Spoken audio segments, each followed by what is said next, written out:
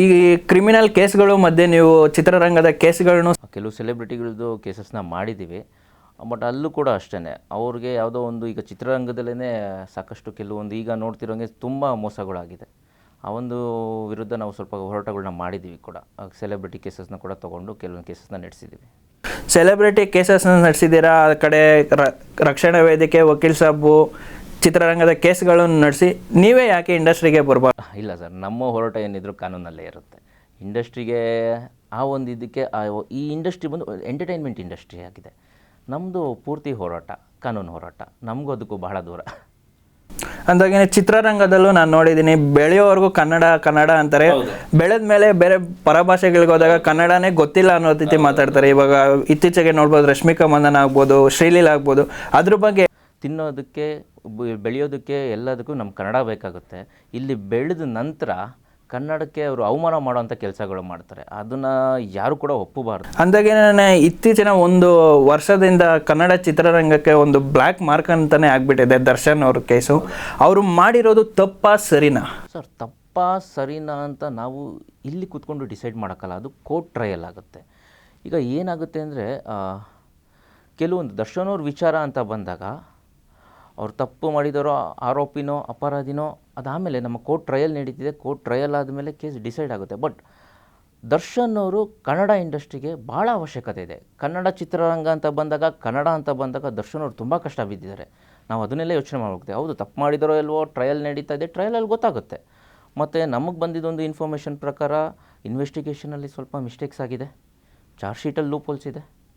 ಇದೆಲ್ಲ ಟ್ರಯಲ್ ನಡೆಯುತ್ತೆ. Court trial ಆದಮೇಲೆ ಡಿಸೈಡ್ ಮಾಡುತ್ತೆ.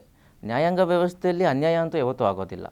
ಜಸ್ಟಿಸ್ ಡಿಲೇ ಆಗ್ಬೋದು ಅಷ್ಟೇ ಸರ್, ಡಿಲೇ ಆಗೋದಿಲ್ಲ. ಕನ್ನಡ ಚಿತ್ರರಂಗ ಒಂದು ವರ್ಷದಿಂದ ಎಲ್ಲೂ ಕಾಣಿಸ್ತಾನೆ ಇಲ್ಲ ಅನ್ನೋದಕ್ಕೆ ಒಂದು ಮೇನ್ ಮುಖ್ಯ ಗುರಿ ಅನ್ನೋದೇ ದರ್ಶನ್ ಅವ್ರು ಆಗ್ಬೋದಾ? ದರ್ಶನ್ ಅವರು ಒಳಗಿರೋದ್ರಿಂದನೇ ಒಂದು ಚಿತ್ರರಂಗ ಕಾಣಿಸ್ತಿಲ್ಲ. ದರ್ಶನ್ ಅವರು ಆಚೆ ಇದ್ದಿದ್ದರೆ ಸಾಕಷ್ಟು ಜನ, ಸಾಕಷ್ಟು ಟೆಕ್ನಿಷಿಯನ್ಸ್ ಆಗಿರ್ಬೋದು, ಸಾಕಷ್ಟು ಜನ ಆಗಿರ್ಬೋದು, ಅವರು ಒಂದು ಜೀವನನ ರೂಪಿಸ್ಕೊಳ್ಳೋರು. ಅವರು ಸಿನಿಮಾಗಳು ಗೊತ್ತೇ ಇದೆ. ದರ್ಶನ್ ಅವರು 1 ಅಥವಾ 2 ವರ್ಷಕ್ಕೆ 1-2 ಸಿನಿಮಾ ಮಾಡ್ತಾನೇ ಇದ್ದರು. ಆ ಒಂದು ಸಿನಿಮಾ ಮಾಡೋದ್ರಿಂದ ಸಾಕಷ್ಟು ಜನ ಬದುಕ್ತಾರೆ. ಮತ್ತು ದರ್ಶನ್ ಅವರ ವ್ಯಕ್ತಿತ್ವ ನಿಮಗೆ ಗೊತ್ತಿದೆ, ನೇರ ನುಡಿ. ಹಾಗಿದ್ದಾಗ ಕನ್ನಡ ಅಂತ ಬಂದಾಗ ಸಾಕಷ್ಟು ಅವರು ಹೋರಾಟಗಳನ್ನ ಮಾಡಿದ್ದಾರೆ. ಮತ್ತು ಕನ್ನಡ ಚಿತ್ರರಂಗಕ್ಕೆ ಬೇಕೇ ಬೇಕು ಇಂಥ ವ್ಯಕ್ತಿ. ಹೌದು, ಇವಾಗೇನೋ ಒಳಗಡೆ ಇದ್ದಾರೆ, ಆದಷ್ಟು ಬೇಗ ಆಚೆ ಬರಲಿ ಅನ್ನೋದು ಕೂಡ ನಮ್ಮ ಆಸೆ ಕೂಡ. ದರ್ಶನ್ ಅವರು ಕನ್ನಡ ಚಿತ್ರರಂಗಕ್ಕೆ 150 ರೂಪಾಯಿ ಕೆಲಸಕ್ಕೆ ಲೈಟ್ ಬಾಯ್ ಆಗಿ ಸೇರಿಕೊಂಡು ಈಗ ಕೋಟೆಗಟ್ಟಲೆ ಆಸ್ತಿ ಮಾಡಿಕೊಂಡು ಒಂದು ಬಾಕ್ಸ್ ಆಫೀಸ್ ಸುಲ್ತಾನ್ ಅಂತ ಸ್ಟಾರ್ ಆಗಿದ್ದಾರೆ.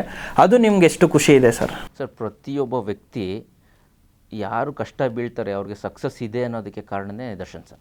ಯಾಕಂದರೆ ಅವರು ನಿಮಗೆ ಹೇಳಿದಾಗೆ ಲೈಟ್ ಬಾಯಿಂದ ಕೆಲಸ ಮಾಡಿದ್ದಾರೆ, ಸಾಕಷ್ಟು ಕಷ್ಟ ಬಿದ್ದಿದ್ದಾರೆ. ಇವತ್ತು ಬಾಕ್ಸ್ ಆಫೀಸ್ ಸುಲ್ತಾನ್ ಆಗೋದಕ್ಕೆ ಕಾರಣ ಕೂಡ ಅದೊಂದೇ, ಅವರ ವ್ಯಕ್ತಿತ್ವ. ಯಾರಾದರೂ ಈಗ ಬಡವರು ಅಂತ ಬಂದರೆ ಆಗಲಿ, ಅವರ ಆಧಾರತೆ, ಇದೆಲ್ಲ ಅವರ ವ್ಯಕ್ತಿತ್ವನೇ ಅವ್ರನ್ನ ಇವತ್ತು ದೊಡ್ಡ ಎತ್ತರಕ್ಕೆ ತೊಗೊಂಡೋಗಿದೆ. ಸೋಲಿಲ್ಲದ ಸರ್ದಾರ್ ಆಗಿರೋ ನಿಮಗೆ ದರ್ಶನ್ ಕೇಸ್ ಫೈಲ್ ಏನಾದರೂ ನಿಮ್ಮ ಕೈಗೆ ಬಂದರೆ ದರ್ಶನ್ ಅವ್ರನ್ನ ಎಷ್ಟು ಬೇಗ ಆಚೆ ತರ್ತೀರಾ? ಸರ್, ಇದರಲ್ಲಿ ಸಾಕಷ್ಟು ಜನ ಸೀನಿಯರ್ಸ್ ಆಲ್ರೆಡಿ ಮಾಡ್ತಾಯಿದ್ದಾರೆ, ಅವರ ಎಫರ್ಟ್ಸ್ ಇದ್ದೇ ಇದೆ. ದರ್ಶನ್ ಅವರು ಸುಮಾರು ಆದಷ್ಟು ಬೇಗ ಆಚೆ ಬರ್ತಾರೆ. ನಾವೇನಾದರೂ ಈ ಕೇಸ್ ತೊಗೊಂಡ್ರು ಕೂಡ ನಾವು ಅದೇ ರೀತಿ ಎಫರ್ಟ್ ಹಾಕ್ತೀವಿ. ಆದಷ್ಟು ನಮ್ಮ ಎಫರ್ಟ್ ಕೂಡ ಹಾಗೇ ಇರುತ್ತೆ. ಅವ್ರನ್ನ ಬೇಗ ಆಚೆ ತರೋದೇ ನಮ್ಮ ಉದ್ದೇಶ ಕೂಡ. ಆಲ್ರೆಡಿ ತುಂಬ ಜನ ಸೀನಿಯರ್ ಕೌನ್ಸಿಲ್ಸ್ ಇದ್ದಾರೆ, ಆಲ್ರೆಡಿ ಎಫರ್ಟ್ ಹಾಕಿದ್ದಾರೆ, ಮಾಡ್ತಾ ಇದ್ದಾರೆ ಕೂಡ. ಇದ್ರಲ್ಲಿ ಸಕ್ಸಸ್ ಕೂಡ ಕಾಣ್ತಾ ಇದ್ದಾರೆ ಅವರು. ವಕೀಲ್ ಸಾಹೇಬಿಗೆ ನೀವು ಹೇಳೋದಾದರೆ ಇನ್ನೊಂದು ಎಷ್ಟು ದಿನಗಳಲ್ಲಿ, ಇಲ್ಲಾಂದರೆ ಇಷ್ಟು ದಿನಗಳಲ್ಲಿ ದರ್ಶನ್ ಅವ್ರು ಆಚೆ ಬರ್ಬೋದು ಅಂತಂದರೆ ಎಷ್ಟು ಸಮಯ ಕೇಳುತ್ತೆ ಸರ್? ಸರ್, ಕಾನೂನು ಮುಖಾಂತರವಾಗಿ ನೋಡೋದಾದರೆ ನಾವು ಜ್ಯೋತಿಷಿಗಳಲ್ಲ, ಯಾವುದೋ ಒಂದು ಡೇಟ್ ಹೇಳೋಕ್ಕಾಗಲ್ಲ. ಕಾನೂನಲ್ಲಿ ಗ್ರೌಂಡ್ ಸಿಕ್ಕಿದ ತಕ್ಷಣ ಬೇಲ್ಗೆ ಅಪ್ಲಿಕೇಶನ್ ಹಾಕ್ತಾರೆ. ಅದ್ರ ಗ್ರೌಂಡ್ ಸಿಕ್ಕಿದ ತಕ್ಷಣ ಖಂಡಿತ ಅವ್ರು ಆಚೆ ಬರ್ತಾರೆ. ಯಾವುದೋ ಒಂದು ಡೇಟ್ ಹೇಳೋಕ್ಕಾಗಲ್ಲ ನಮ್ಮ ಕಾನೂನು ಇದರಲ್ಲಿ. ಬಟ್ ಆದಷ್ಟು ಬೇಗ ಬರ್ತಾರೆ.